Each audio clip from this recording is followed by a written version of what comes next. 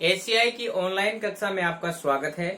विद्यार्थियों, हम पढ़ रहे हैं संधि और संधि में हम स्वर संधि को पढ़ चुके हैं। आज से हम व्यंजन संधि प्रारंभ करेंगे। ओके, देखो, व्यंजन संधि को संस्कृत में हल संधि कहते हैं, ठीक है ना। जब व्यंजन वर्ण के साथ में किसी व्यंजन वर्ण का मेल हो रहा हो या फिर व्यंजन वर्ण के साथ में किसी स्वर वर्ण का मेल हो तो वहां व्यंजन संधि मानी जाती है, ठीक है। और प्राय इसमें तीन स्थितियां बनती हैं। वो तीन स्थितियां कौन कौन सी हैं, देखो, हल प्लस अच, हल प्लस हल और अच प्लस हल। हल को व्यंजन को हल कहते हैं और अच स्वरों को हम अच कहते हैं। अर्थात व्यंजन वर्ण के साथ में स्वर का मेल, व्यंजन वर्ण के साथ में व्यंजन का मेल और स्वर के साथ में व्यंजन का मेल, ये तीन स्थितियां अगर बने तो वहां पर हल संधि मानी जाती है, ठीक है। अब बात करें हल संधि के भेद कितने होते हैं, तो मुख्यतः इसके 7 भेद होते हैं। कौन कौन से होते हैं भेद? पहला है षटुत्व, षचुत्व, जस्त्व, सर्त्व, इनके अलावा तुगागम, परश्रवण, पूर्वश्रवण। तो ये व्यंजन संधि के मुख्यतः 7 भेद होते हैं। ओके, परश्रवण को अनुस्वार संधि भी कहते हैं और पूर्वश्रवण को अनुनासिक संधि भी कहते हैं। अब हम विस्तार से इनके एक एक भेद के बारे में जानेंगे। सबसे पहले आप नोटबुक निकालो और इसके बारे में थोड़ा लिखना प्रारंभ करो। हेडिंग डालो, हल व्यंजन संधि है। और इसकी परिभाषा लिखो।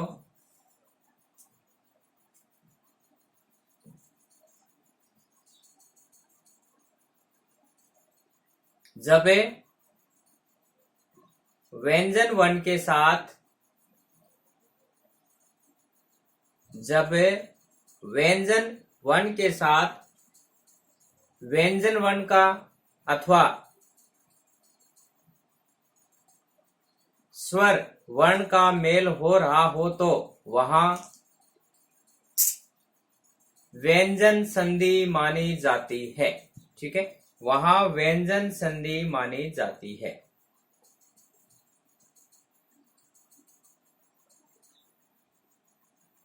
व्यंजन, आप नीचे वाली लाइन में लिखना, व्यंजन संधि में निम्न 3 स्थितियां बनती हैं। व्यंजन संधि में निम्न 3 स्थितियां बनती हैं और ये तीनों लिख लो।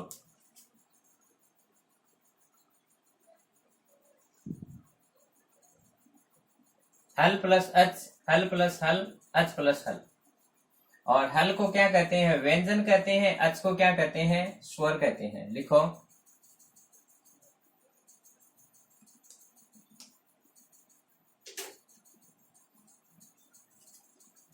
हो गया। फिर आगे लिखो। व्यंजन संधि के मुख्यतः 7 भेद होते हैं। व्यंजन संधि के मुख्यतः 7 भेद होते हैं और ये सातों के सातों लिख लो।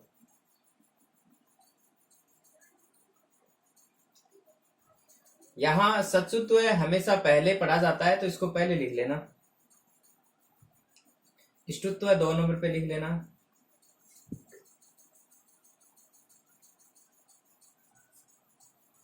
ये 1 नंबर है और ये 2 नंबर। लिखो।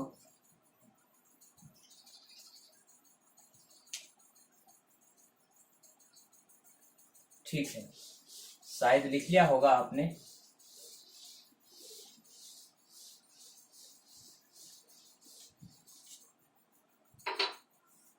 अब पुनः 1 नंबर लगाना है।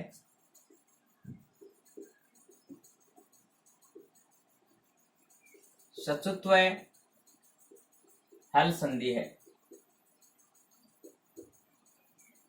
इसके लिए सूत्र आता है, सूत्र इस्तो इस्तुना इष्टु है। सूत्र क्या कहता है, देखो सूत्र का विस्तार, ये च है, श और तय वर्ग, दंते स तय वर्ग। तय वर्ग में कौन कौन से वर्ण आते हैं, तय, थ, द, ध और न। इनके पहले अथवा बाद में दोनों तरफ आ सकते हैं, ये इधर भी आ सकते हैं, ये इधर भी आ सकते हैं। तालव्य स और च वर्ग, च वर्ग में कौन कौन से वर्ण आते हैं, च, छ, ज, झ और ये आए। यदि दंते स और तय वर्ग का तालव्य स और च वर्ग के साथ मेल हो रहा हो तो वहां ये जो दंते स है ये तालव्य स में बदल जाता है, तय वर्ग क्रमशः है च वर्ग में ही बदल जाता है। अर्थात तय के स्थान पे क्या आ जाएगा, च, थ के स्थान पे क्या आ जाएगा, छ, द के स्थान पे क्या आ जाएगा, ज, ध के स्थान पे क्या आ जाएगा, झ, न के स्थान पे क्या आ जाएगा, ये आपको याद रखना है, ये इसका नियम है। यदि श और तय वर्ग के पहले अथवा बाद में तालव्य स और च वर्ग आए तो दंते स तालव्य स में बदल जाता है और तय वर्ग क्रमशः च वर्ग में बदल जाता है। ओके, तो जिस प्रकार उदाहरण देखते हैं, सद प्लस जन है, ठीक है। तो ये जो द है ये कौन से वर्ग का है, द है तय वर्ग का, है ना। इसमें तय वर्ग के बाद में क्या आ रहा है, च वर्ग। ये देखो ये ज कौन से वर्ग का है, च वर्ग का। तो तय किसमें, द किसमें बदलेगा, ज में, क्या बन जाएगा, सज्जन, सज्जन है, ठीक है। इसी प्रकार दूसरा उदाहरण, हरीश प्लस शेते। यहां पे आप देख सकते हैं ये स कौन सा है, दंते स है। इसके बाद में क्या आ रहा है, तालव्य स आ रहा है, तो दंते स किस में बदलेगा, दंते स बदलेगा तालव्य स में, क्या बन जाएगा, हरीश शेते। ओके, तो अब आगे लिखना प्रारंभ करो। 1 नंबर लगाओ, सचुत्व हल संधि, सूत्र लिखो, इस्तो है सुनाइशु लिखो, साथ साथ में लिखें आप,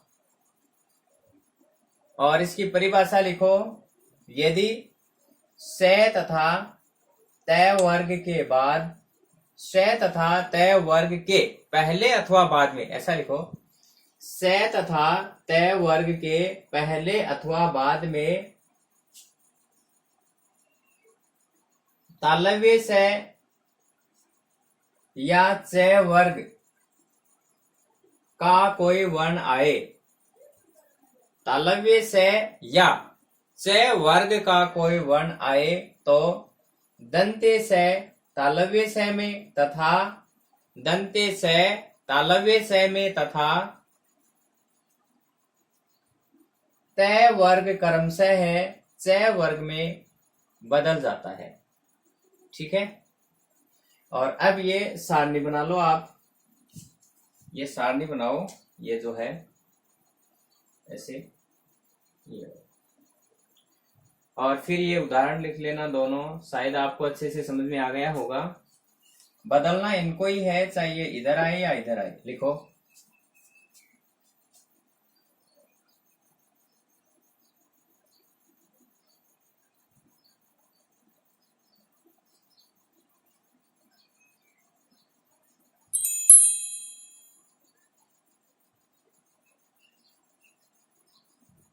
हो गया, दोनों उदाहरण हो गए। इसको मिटा देते हैं यहां से, इसकी जगह मैं लिखता हूं उदाहरण। और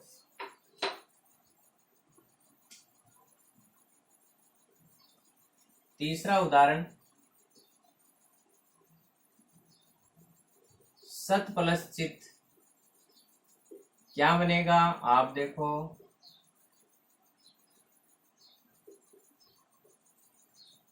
रामस प्लस चिनोती क्या बनेगा, आपको बताना है। पांचवा उदाहरण लिखो,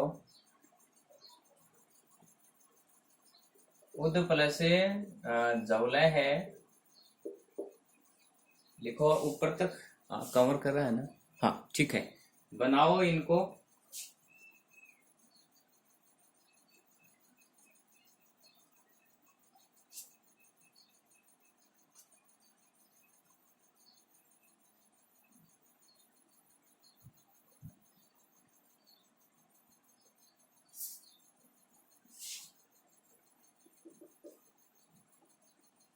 सत प्लस चरित्र है, इनके अलावा अन्य उदाहरण, महद प्लस झंकार है,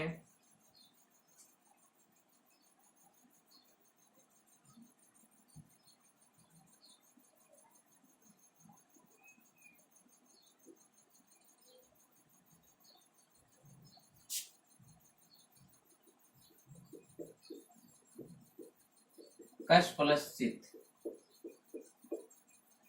बराबर। अब देखो आपने बना दिया होगा, सत प्लस चित का क्या बनेगा, ये तय वर्ग है, ये चय वर्ग है। तय वर्ग किस में बदलेगा, चय वर्ग में। तो तय किस में बदल जाएगा, चय में। क्या बन जाएगा, सचित। ठीक है, और ये जो ई की मात्रा है ये इसके ऊपर से आ जाएगी। रामस प्लस चिनोती, ये जो स है दंते से, चय वर्ग आगे आ रहा है, दंते से तालव्य स में बदलेगा, क्या बन जाएगा, रामस चिनोती। ओके, इसी प्रकार ये दय कौन सा है, तय वर्ग, और आगे चय वर्ग आ रहा है, क्या बन जाएगा, उज्ज्वला है। सत प्लस चरित्र, तय वर्ग के बाद में चय वर्ग, तय वर्ग चय वर्ग में क्या बनेगा, सत चरित्र है। महद प्लस झंकार का क्या बनेगा, यहां लिख देता हूं मह। ये देखो, ये तय वर्ग का तीसरा है, तो चय वर्ग का तीसरा क्या होता है, जय। तय वर्ग का तीसरा क्या होता है, जय होता है। ओके, तो ये किस में बदलेगा, जय में। ये लो, इसी प्रकार कश प्लस चित, ये बन जाएगा कश्चित। ठीक है, चेक कर लो, अपने अपने सही होंगे आपके।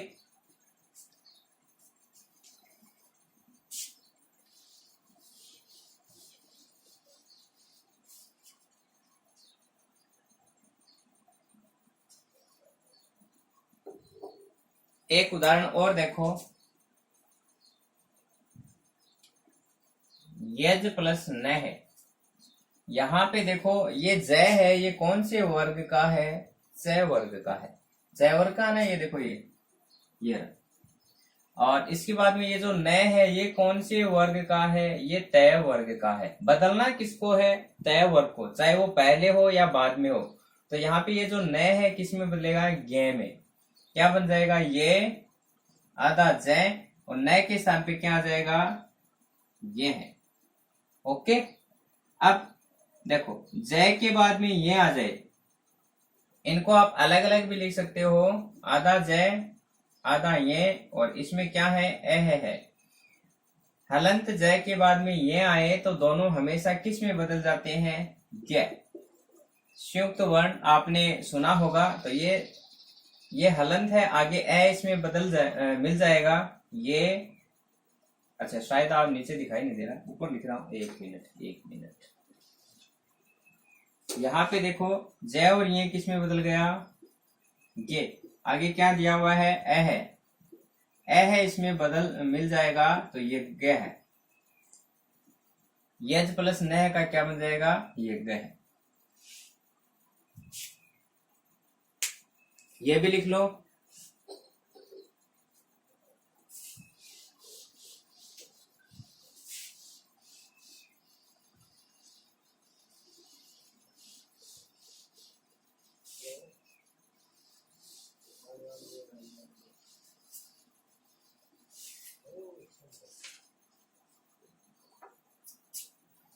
अब आगे नीचे लिखो विशेष नियम। इसमें एक विशेष नियम है, सूत्र है 7। और 7 सूत्र क्या कहता है, देखो से के बाद में यदि तय वर्ग के वर्ण आए, तय वर्ग में कौन कौन से वर्ण होते हैं, तय, थ, द, ध और न, तो वहां कोई परिवर्तन नहीं होगा।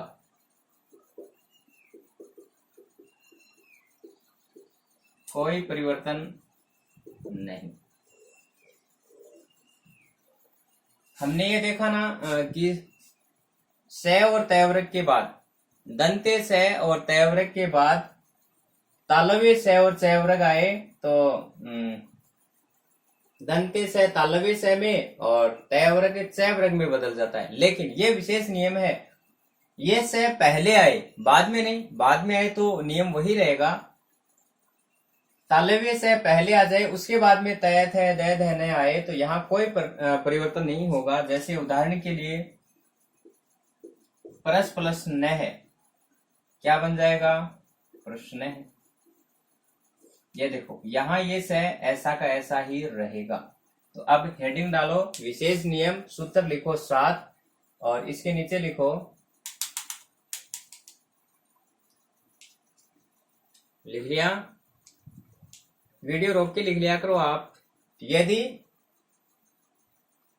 तालव्य से के बाद, यदि तालव्य से के बाद तय वर्गीय वर्ण आए, कोष्टक में लिख लेना तय थे दे धन, तय वर्गीय वर्ण आए तो वहां कोई परिवर्तन नहीं होता है। तय वर्गीय वर्ण आए तो वहां कोई परिवर्तन नहीं होता। ये सारणी बनाओ, ये उदाहरण लिखो। और एक उदाहरण और लिख लो, 20 प्लस न है, यहां पर भी कोई परिवर्तन नहीं होगा, विष्णु है बनेगा। ठीक है,